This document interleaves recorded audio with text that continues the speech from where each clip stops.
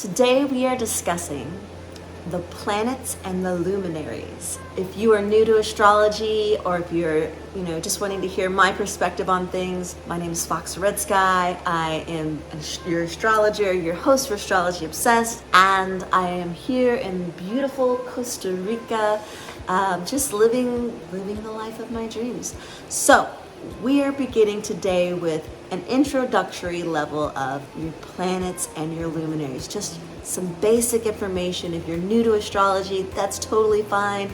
We all got to start somewhere, right? So here we go. So the first thing when we're looking at our luminaries and our planets is the sun and the moon. Now, I'm of course a tropical Western modern astrologist, and so I place that importance on the sun, because we are here as we incarnate into these bodies. We're here to develop the ego, not to let your ego take control, but to develop it, because that's why we incarnate as spirits into our body. So the sun represents our purpose. It also represents, our ego, and it represents a huge portion of our personality that we feel proud of, and we're like, hey, this is who I am. So the sun is our first luminary. Now the second luminary is the moon, and the moon, my dear, is your emotional and inner body. And it is very, very important too, just as important as your sun is. Wherever your sun is located in your chart,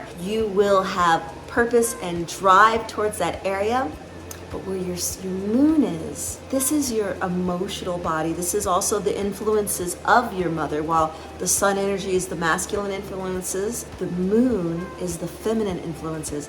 And this can be not just your mother, but also maybe a female caregiver that was in your life, that was very prominent, who really influenced you.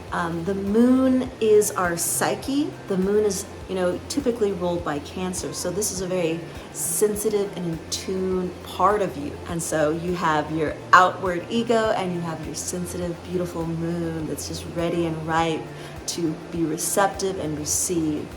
Okay, next we have our inner planets. So our inner planets they're moving a lot faster around the sun, and they're going to play a huger influence in our active part of our psyche, the part of us that's conscious, that's outward, that's moving forward. And because of this, they also influence our sun and our moon, so that whenever they're sextiled or conjunct or squared, there's definitely a really huge influence on those inner planets with our luminaries. So the first luminary that we're going to discuss is our Mercury. Mercury is our communication style. Mercury is how we think about things.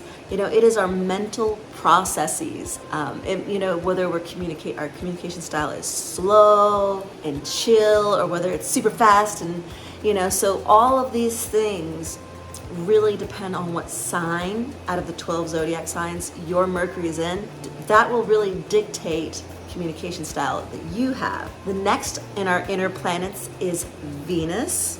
And Venus, she is the goddess of beauty and wealth and luxury.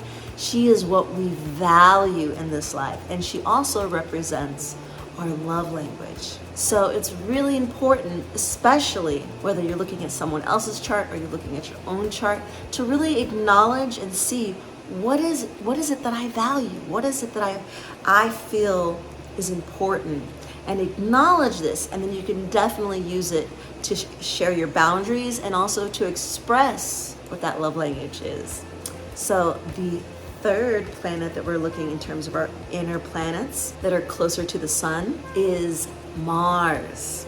Now Mars is our action. This is how we are going to approach goals. This is how we are going to also approach conflict. Are we the type to blow up? Are we the ones to suppress it and push it down? Are we the ones to be very motivated towards our goals and run towards them fast? Are we one to be systematic, or very slow, almost like a turtle? We don't want to be pushed too hard by anything. So if you're wondering in your birth chart, like, why do I not have the same drive as my sister, or why don't I do this? Well, looking at your Mars is going to tell you all these things. It's also what makes us mad, what ticks us off, and it's also our sexual drive, and this is something that is, we're all adults, we all have it. So looking at it and really seeing it through the astrological lens may help you understand yourself better or understand your partner better. Okay, so now we're looking at the outer planets, and these planets have a much longer rotation, and so they are really influencing, they definitely influence you, especially depending on what area of life, which house that they land in will definitely influence you. But these are more generational transits, so these are things that are going to be affecting all of us. So let us look at our first big gas giant, which is Jupiter. It is the second largest heavenly body in our solar system, and it is our luck, our abundance. As it grows, it also expands whatever area of life that it touches. So whether it's transiting through one of your houses, or you just born with that in that particular area of your life with just a ton of luck. It's really important to know too, wherever you have Jupiter in that house, not to be too lazy, because it will come easily to you, and capacity to kind of just let that luck run its course and never try to really put effort and energy in that area of life. Just something to think about. The second gas giant that we're going to look at is Saturn. I know, everybody, we all have our qualms with Saturn, but check this out. So Saturn is the great teacher, and wherever you put the discipline and the dedication to really mastering that area of life, you will receive the benefits. Yes, as our teachers, sometimes especially as we're younger in life, we're gonna have, and sometimes we're a little harder-headed, harder lessons to go and learn. And maybe even at the beginning of our life, wherever Saturn lands in your house, you may have a lot of difficulty. For me, Saturn was in my fourth house. So that means for me, I experienced a lot of restriction, a lot of control in my fourth house. So remember that it has a lot to teach you, and that you can grow, and that it doesn't always have to be, thought of as bad. The next planet I want to look at is Neptune. So Neptune. So Neptune is kind of a higher octave of Venus. So Venus is what we value, and it's our love, for our interpersonal relationships. And Neptune is our spiritual love, our love with Creator, our love with the divine cosmos. And this is also where we get those little moments of psychic intuition that help us on our journey. That's paying attention to that synchronicity, paying attention to those deeper oceans of knowledge and wisdom that Neptune provides. Now, it's also a double sword, because Neptune can provide us with lots of creativity and inspiration and divine guidance, and really bring us into our soul's purpose. But the darker side of that, is almost like the lunatic, like where you lose yourself in your fantasies, where you're trying to always escape your problems, and therefore you never deal with the reality. So Neptune, it's a beautiful planet when it's exalted, when it's in a great place, when it's in a healthy relationship with you and your current transits and what's going on in your life.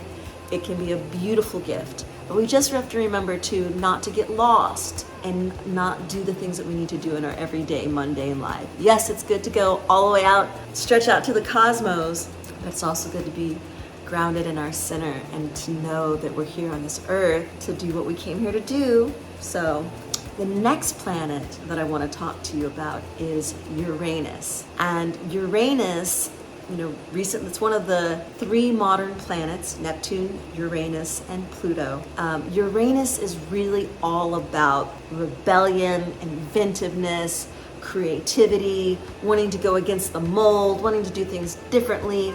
So wherever Uranus lands in your chart, and this is also a generational thing, remember, because these transits are so slow, they go over many, many years, that these also are pertaining to what that generation is bringing with it its new ideas. And sometimes it's about kind of stopping or washing away the old or breaking away the establishment so that the new thing can get born, because that's what life's all about. It's all about these cycles of death and rebirth, because we're basically growing collectively and individually into the highest form that we can possibly do that. And Uranus provides us with that little kick to do those kinds of things, to be the rebel, to be the protester, to start the revolution.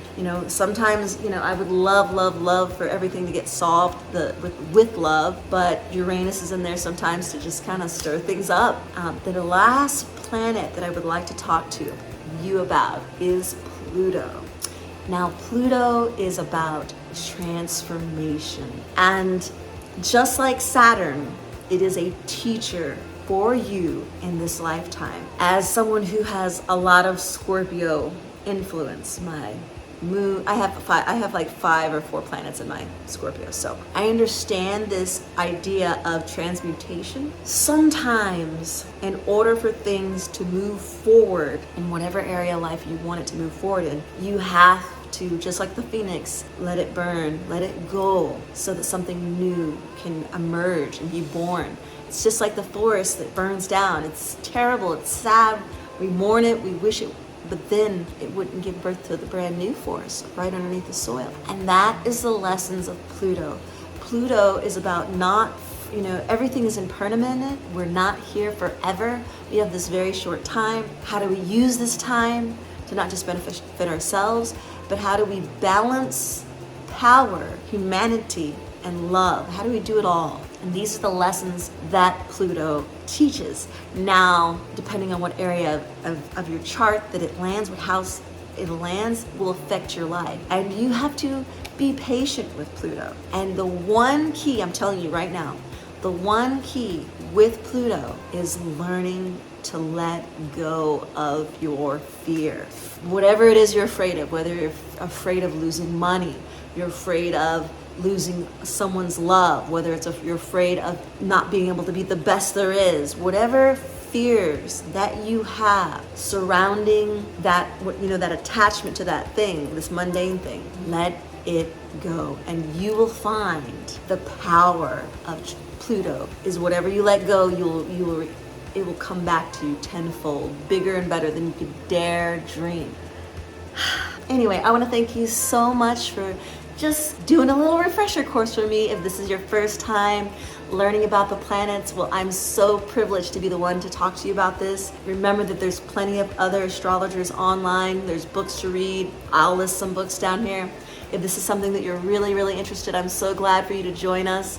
Again, wherever you are on the planet, I send you love, appreciation, and I hope that you're doing very well on your journey here on this earth.